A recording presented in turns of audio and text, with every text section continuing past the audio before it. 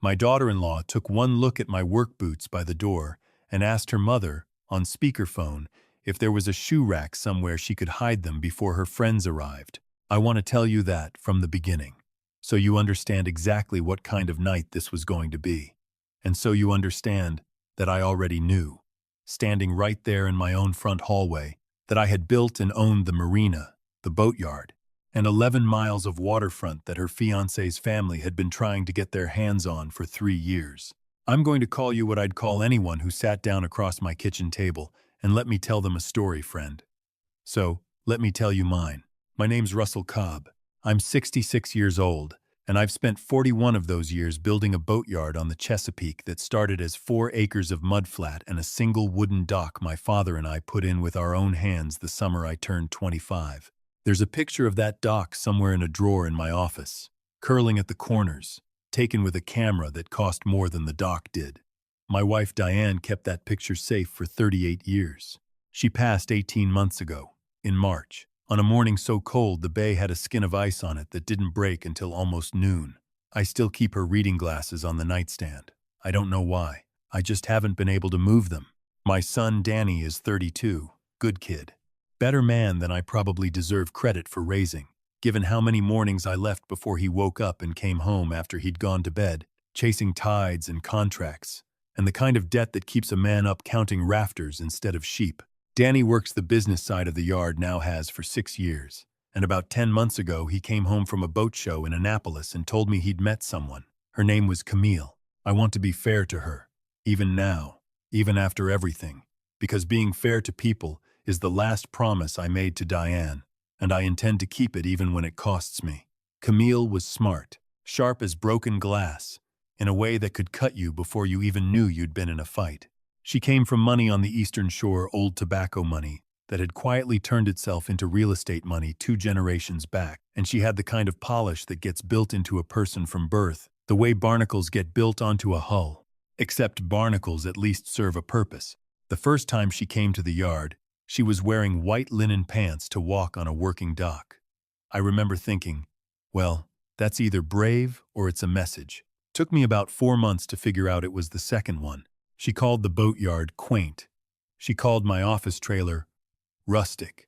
Said it with a little laugh that she probably practiced in a mirror somewhere, like the word itself was doing her a favor by leaving her mouth. She asked Danny once, in front of me, whether his father had ever considered selling before the market corrected, like I was a stock she was watching from a hospital bed, waiting for the numbers to move.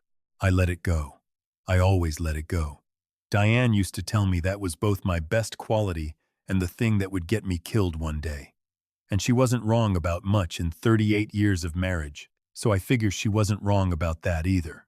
Here's where the story really starts, though. 6 weeks before the wedding, Camille's parents decided to host an engagement dinner at their house on the shore, a house with its own name, like it was a person, called Fairholme, white columns and a lawn, so green it looked like it had been shipped in from somewhere with better weather than we get in October. Danny asked me to come, said it would mean something to him if I was there, dressed up, meeting Camille's whole family properly for the first time. I owned 2 suits, one I wore to Diane's funeral, and one I bought the week before this dinner because I couldn't stand the idea of wearing the first one anywhere else. I got a haircut. I shaved close enough to nick my jaw twice. I drove up to Fairholme in my truck, because it's the only vehicle I own that doesn't have a boat trailer permanently welded to the back of it, and even that truck still had marina mud dried into the wheel wells from a job that morning, because low tide doesn't care whose engagement dinner is that evening. Camille's mother, a woman named Adrienne with a smile you could set your watch to and trust about as much, met me at the door. Her eyes went from my face to my boots and back to my face so fast I almost missed it.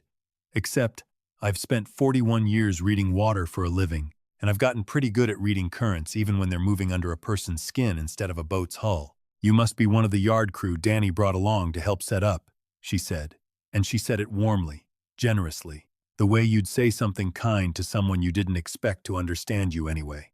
I told her I was Danny's father. She laughed, not unkindly, more like she'd misheard a joke and was giving it the benefit of the doubt, and said, "Oh, of course, forgive me. I just assumed," and she never finished the sentence, because dinner was being called, And some sentences are more useful left hanging in the air where everyone can hear the shape of them without anyone having to admit to saying the ugly part out loud. I want you to understand something about me, whoever's listening tonight, wherever you're tuning in from. I have never once, in 66 years, needed anyone to know what I'm worth in order to know what I'm worth. My father used to say that a man who has to tell you how rich he is has already told you everything else you need to know about him. I built that boatyard out of nothing but stubbornness and a wife who believed in me longer than I believed in myself. I don't need Adrian's approval. I didn't go to that dinner for her.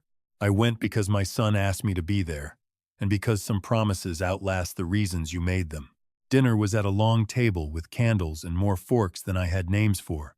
I sat near the end, not because anyone put me there on purpose, exactly, but because that's where the empty chair happened to be. And nobody moved to fix that. Camille sat across from me in a green dress that probably cost more than my first boat, and about 20 minutes into the meal, over some kind of soup I didn't recognize the vegetables in, she set down her spoon, looked at me, and said, "I have to ask, is that motor oil, or is it something else? Under your nails, I mean. I only ask because we're eating." The table went quiet, the particular kind of quiet that isn't silence, so much as everyone holding their breath at the same time. I looked at my hands. 41 years of them. A scar across the left one from a winch cable that slipped in 1994. A permanent line of grease worked so deep into the creases that Diane used to joke she could tell what kind of week I'd had by how black my knuckles were on a Friday. I said, "It's diesel mostly. We had an engine out on a Sabre 42 this morning. Client needed her back in the water by Thursday." "How industrious," Camille said, and smiled the way people smile when they've decided something about you and are simply waiting for you to catch up to their opinion. Danny's jaw did something I recognized, the same thing his mother's jaw used to do right before she said something she'd been holding on to for exactly as long as she could stand to hold it. But he didn't say anything yet. Not yet. I want you to remember that. Because it matters later. And because some of you are going to be frustrated with him for waiting as long as he did. And I understand that. Because I was frustrated too, sitting right there at that table. Adrian, sensing an opening the way certain people always sense an opening, decided the meal called for a little entertainment.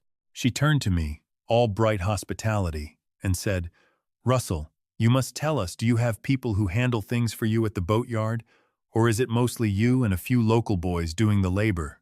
I only ask because Camille mentioned you're out there yourself most days, which I think is just wonderful, honestly. That a man your age is still willing to do that kind of work." There it was. Not cruel enough to call out. Not kind enough to ignore. Just precise enough to leave a mark. I told her I was out there most days because I liked being out there most days, and that the boatyard employed 31 people, most of whom had been with me longer than Camille had been alive. 31 people, Adrian repeated. Like I'd said 31 seashells. That's a nice little operation. Camille's father, a quiet man named Whit, who mostly seemed to be waiting out the whole evening the way you wait out weather, cleared his throat and said, "Adrian, maybe we let Russell eat his dinner." But dinner wasn't done with me yet. Dessert came out, and with it came the moment I still think about most nights when I can't sleep, which, since Diane died, has been most nights. Camille stood up to make a toast. She thanked her parents for the beautiful evening, thanked Danny for 6 wonderful months, and then, glass raised, smiling in a way that photographed better than it felt, she said, "And I want to thank Danny's father for coming all this way and being such a good sport about everything tonight. I know this world isn't exactly—" She paused, searching for a word she'd clearly already chosen before she stood up, playing at spontaneity. "Natural for him. Danny, sweetheart, maybe next time your dad could just meet us for something a little more casual. I think we'd all be more comfortable. No offense, Russell. Truly." Someone at the far end of the table laughed the polite laugh. People laugh when they're relieved. Someone finally said the thing out loud. Adrian's smile widened like a door opening onto a room she'd been furnishing all evening. I didn't say anything. I picked up my water glass and I drank from it. And I thought about the winter Diane, and I lost the whole yard to a nor'easter that took out 4 boats we hadn't finished paying insurance premiums on yet, and how we sat in this very kind of silence at our own kitchen table. And she reached across and put her hand over mine and said, "The land doesn't owe us anything, Russell. We just keep showing up anyway." I kept showing up anyway. Danny set his fork down.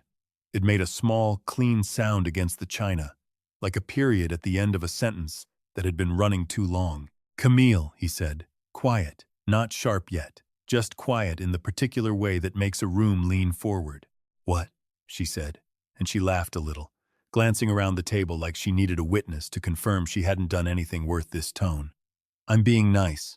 I'm trying to make everyone comfortable. You just told my father he doesn't belong at a table with your family. I said no such thing, Camille said, and her voice had that bright, reasonable, slightly wounded quality of someone who has said exactly such a thing and is banking on nobody having the nerve to call it what it was. Danny didn't raise his voice.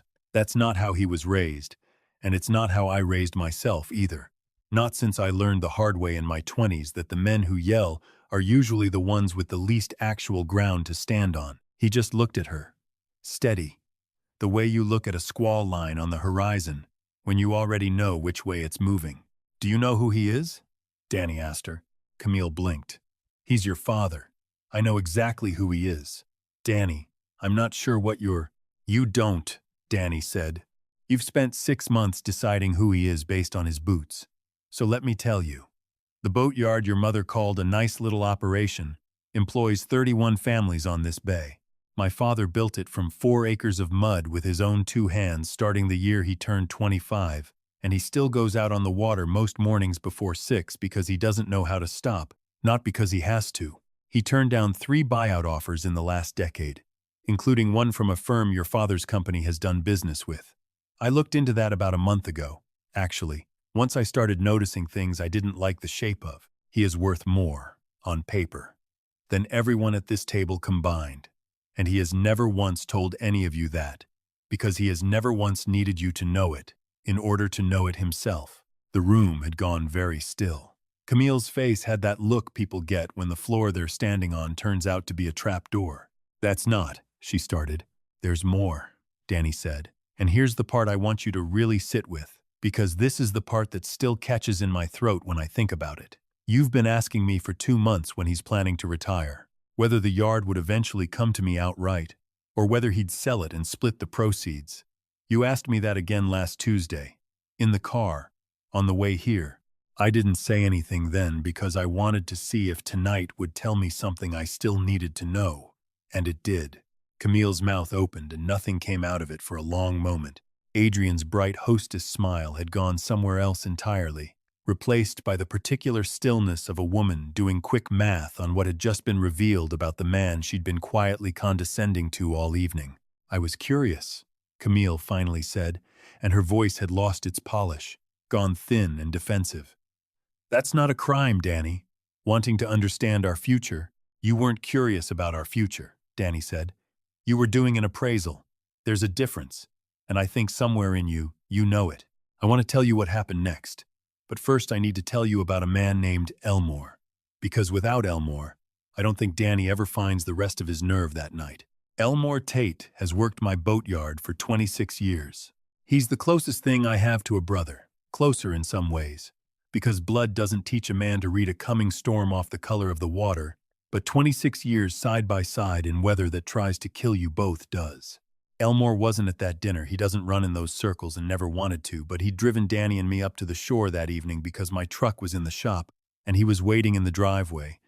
And when things went quiet enough inside that house, he came in through the kitchen door to ask if we needed anything, and he heard the tail end of it.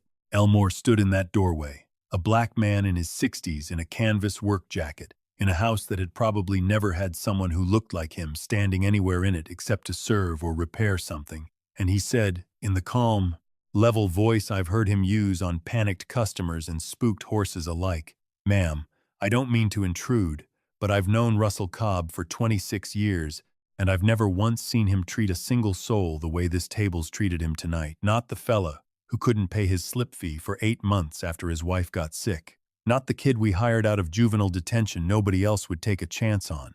Not one time. Not one person. So before anybody at this table decides what kind of man he is, they might want to ask somebody who's actually watched him be one." Nobody said anything to that. What was there to say? Danny reached into his jacket pocket then and took out his phone. He didn't do it with any triumph in his face. If anything, he looked tired, the way you look after you've been carrying something heavy for longer than you let on. He set the phone on the table, screen up, and slid it toward Camille. I wasn't going to bring this up tonight, he said. I told myself I'd handle it privately, after the wedding, quietly, because I didn't want to embarrass you in front of your family. But your mother's toast about my father not belonging at this table changed my mind about what I owe you in the way of privacy. On the screen was a string of text messages. Danny turned the phone so the whole table could see, not out of cruelty, but because he'd clearly decided the whole table had earned the truth by then. Camille to her mother. 5 weeks earlier. The old man's still stubborn about selling. Danny thinks he'll come around once we're married, and he's more comfortable handing things off. The land alone is worth 11, maybe 12 if the county rezones the north parcel like they're talking about. Adrian to Camille. Don't rush him. Once your family, patience pays off. Your grandmother waited 4 years for the Pruitt land, and it was worth every year. Camille's hand went to her mouth. The room had the kind of silence you get right before a hull goes under. Not loud, not dramatic, just a terrible, total absence of anything else. I found those on your laptop by accident, looking for the caterer's invoice 3 weeks ago, Danny said quietly. I've known for 3 weeks. I kept hoping I was wrong about what they meant. I kept telling myself you were just excited about the future, that people talk about money with their families, that it didn't mean what it looked like it meant. I wanted to be wrong about you the way my father's wanted to be wrong about people his whole life. It's a kind thing to want. It's just not always a wise one. Camille was crying by then, the kind of crying that isn't performance, the kind that comes up out of a person like water, finding a crack it didn't know was there. I didn't mean it like Danny. Please, I love you. This isn't... I believe you love me, Danny said, and his voice, for the first time all night, cracked just slightly at the edges. I don't think you ever loved him, though. Not for 1 single minute. And the way a person treats my father when they think it costs them nothing to be cruel to him, that's not a small thing to me. That's the whole thing, actually. That's everything. I didn't say a word through any of this. I want you to know that. This wasn't my fight to finish it, was Danny's, and he'd earned the right to finish it in his own words, in his own time, the way a man has to learn to finish his own fights if he's ever going to trust the strength of his own hands. But I'll tell you what I was thinking. Sitting at that table with my diesel-stained fingers wrapped around a water glass, I was thinking about Diane. 3 weeks before she passed, sitting up in a hospital bed that smelled like antiseptic in late autumn, telling me, Russell, promise me you'll teach that boy the difference between people who love him and people who love what he's going to inherit. I promised her I would. I didn't know, sitting there making that promise, that it would end up being Danny who taught himself, and that all I'd really have to do was raise a son who knew how to recognize his mother's hand in his own conscience when the moment came. Camille left the table not long after that. Nobody stopped her. Adrian tried, once, to salvage something with a bright, brittle comment about everyone needing to calm down and think rationally. And Whit, the quiet father, finally spoke up for the only time all evening and told his wife, in a tired voice, that rational was exactly what this had been. That was the problem. Danny drove us home himself that night, in Elmore's truck, the 3 of us quiet on the 2-lane road that runs along the water in the dark, past marshes and crab shacks and the black glass surface of the bay under a half moon. About 20 minutes in, Danny said, without looking away from the road. I let it go on too long tonight. I should have stopped it after the boots comment at the door. I kept telling myself I needed more proof before I said anything. And the truth is, I think I was just afraid of finding out I was right. You found out, I said. That's what matters now. It cost you a whole evening of being humiliated at a table I invited you to. I've had worse evenings, I told him, and I meant it, because I have, more than he knows, more than most people know, because a man doesn't run a business for 41 years without weathering things that make a bad dinner party look like a light rain shower. What I want you to remember isn't the dinner. It's tonight. Don't ever sit quiet again while somebody who says they love you treats the people who actually do love you like they're beneath the table. Not for 6 months. Not for 6 minutes.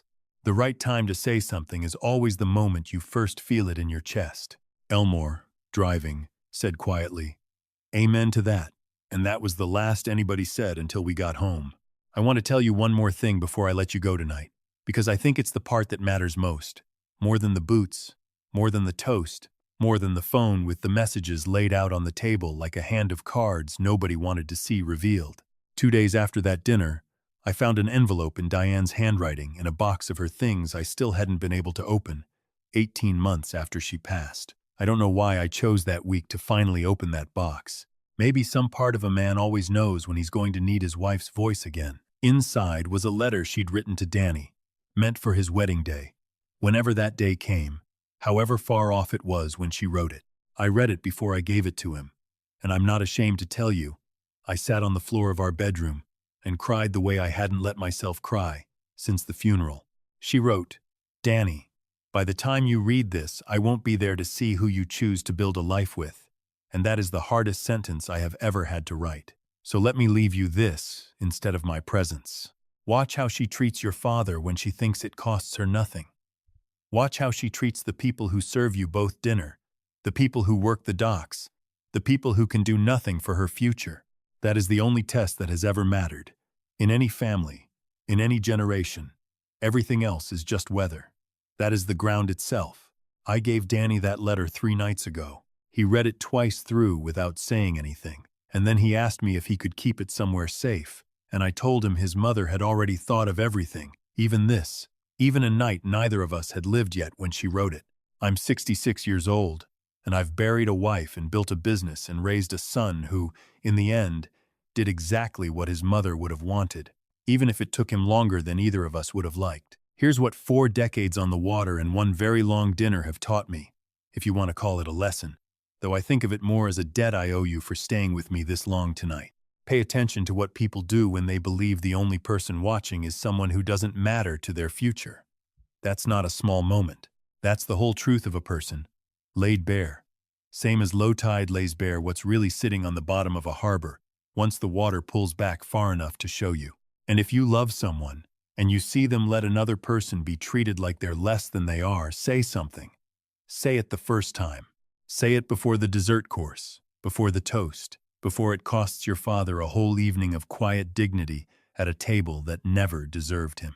The right time is always right now. Thank you for sitting with me through this one, friend. If any part of this reached you tonight, tell me where you're watching from. I'd like to know. And if you know somebody who's been waiting too long to say the thing sitting heavy in their chest, send this their way. Some doors need to close quietly. Some just need somebody, finally, to say the true thing out loud before the check comes.